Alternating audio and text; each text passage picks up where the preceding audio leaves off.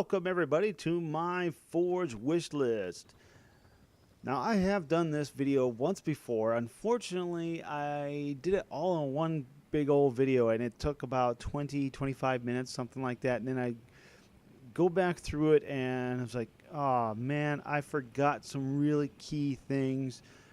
So I'm doing it again, doing it in smaller pieces.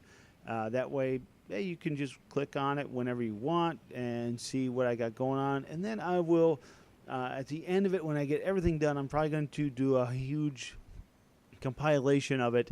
And that way you can just do one video. So I can't even imagine how long that's going to be. But here it is. This first one is going to be probably a little bit more boring, a little bit more on the technical side. But the ones after this is probably going to be a lot more interesting. So let's go ahead and get into this. Now, number one thing on every forger's mind is budget. Now, there are a couple budgets that we are the most concerned for. Now, Halo 4 introduced a third budget, and that is the shadow budget, though it's not marked anywhere, but it is a significant factor if they do bring back that dynamic lighting feature, because if you had your shadow budget go too high, your map basically becomes grayed out. It's not a huge thing. Your map still functions, but the shadows are just not near as crisp as they should be. All right, but the main budget, or the overall budget that you have for all your pieces and stuff like this, this is an incredible thing that needs to be increased significantly. $10,000 for budget isn't a whole lot. I mean, if you honestly think about it, it's not a whole lot, but with the power of the Xbox One, this can be increased significantly. And unfortunately, this budget has to stay here, because if you do start going over this budget, you're going to start suffering from frame rate loss and stuff like that, and it's just not going to work out well for you. I have played maps, honestly, where literally the frame rate is absolutely horrible, but if you drop out a few of the nonsense pieces and whatever else, the frame rate increases significantly. And that's within the budget, so it's there. That is something that needs to be there, so it's not going to go away, but it does need to be increased significantly. Now, the second form of budget that I want to address is the individual piece budget. This has to be removed, in my opinion. There are things, and I'm going to direct your attention to the teleporters. The teleporters in particular, you have a max budget of 12. That's it. In Halo 4 and Halo Reach, that was it. This is a shame, because one of my favorite maps of all time was, what was it? Chiron 13, which is original's Halo CE map. That's completely, you can't make it. You cannot make it without a modded version, of course. You might be able to mod it. I don't know how well it would work, but it's there. Within the normal standards, you cannot make it, because it takes like 20-some teleporters, and yeah, which is a shame. I love that map. I would love to play a remake on that. That individual budget needs to be removed. If you start getting into your max budget because you're using all them pieces, and then you know what, you need to refigure your map. That's my opinion on that. Hopefully 343 will do that. All right, second thing here I want to talk about is the editing features. Now, this isn't a huge thing. This is more or less the stuff that we've already seen 100 times before. This is stuff that's already in there. I can't really think of much else. There is a precision editing. That needs to return 100%, because sometimes I'm maneuvering a piece and it's just not fitting exactly where I want it to. And it takes a bit of work to get it to where it needs to go. So precision editing needs to return. That is a 100% thing that does need to come back. Magnets. Magnets, I could see that returning, especially for beginning forgers. It is a hugely useful tool. However, in Halo 4, it did have a little bit of a glitch there. If you were forged certain pieces with magnets, when you went into the game, into the custom map and testing it out, they would be offset. I think the Coliseum pieces were really did that quite a bit. There were some other pieces that did that, and it was frustrating to forgers because you go into a map and it's like, this isn't where I put it. It takes some time. Getting some used to. Hopefully they'll fix that and make it even more useful yet. But magnets, yeah, they could return. I like that. The locking of pieces, that is another one that absolutely needs to come back. It makes it so easy to just lock that piece, and then we can't do anything with it. And if you want to just start over, you can delete the whole map, but the locked pieces stay there. It is an incredibly useful feature. I hope returns.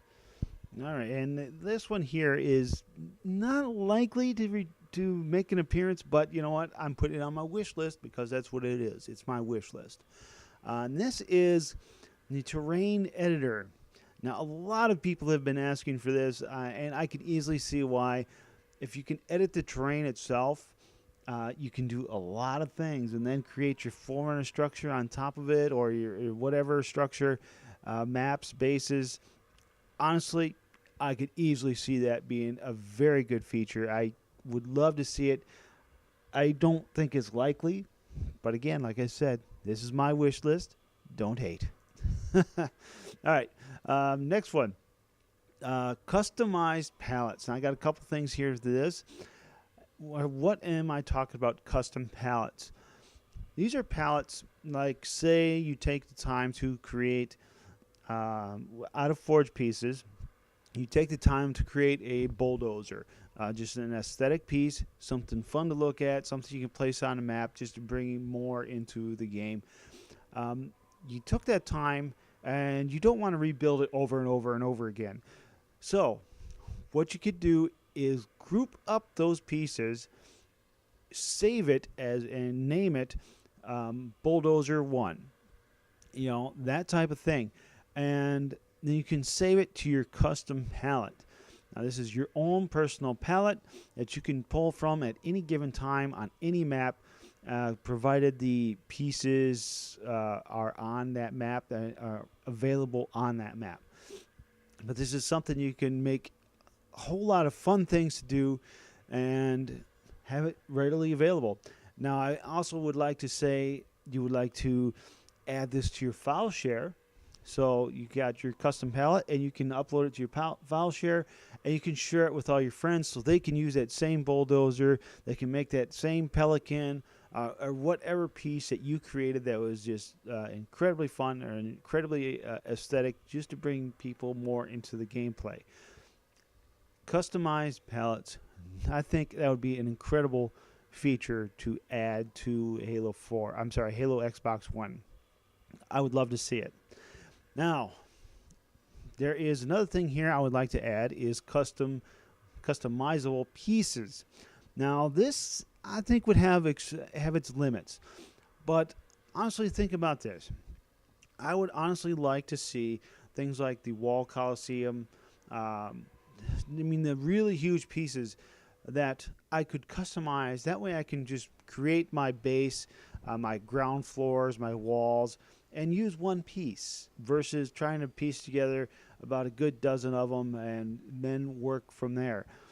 I think this would be an incredibly good feature to have. And of course, save that to your custom palette if you want to do so. All right, last thing I want to address here is lighting from pieces. Now, this is not something a lot of other people have noticed or maybe even wanted, but it's something I've noticed in certain games, in actual maps, not forged maps.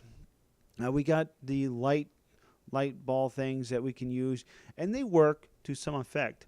However, you can color pieces, but unfortunately, it becomes kind of a blur, kind of a blob. You just don't really notice, because it's just like a painted thing. So say it's a darker map and you want some of that pieces to have lighting coming from them. You could have it red, blue, green, whatever the case may be. You can do that and increase the intensity of the lights.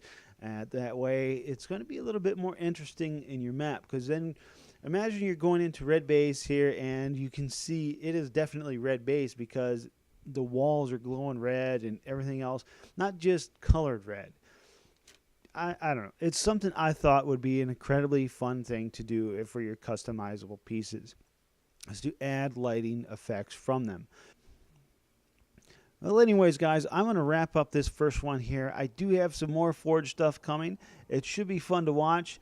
I am going to get into some of the more fun stuff here next time around, and I hope some of it kind of makes you think a little bit. All right, guys, this is the Crazy Spartan, and I am out of here.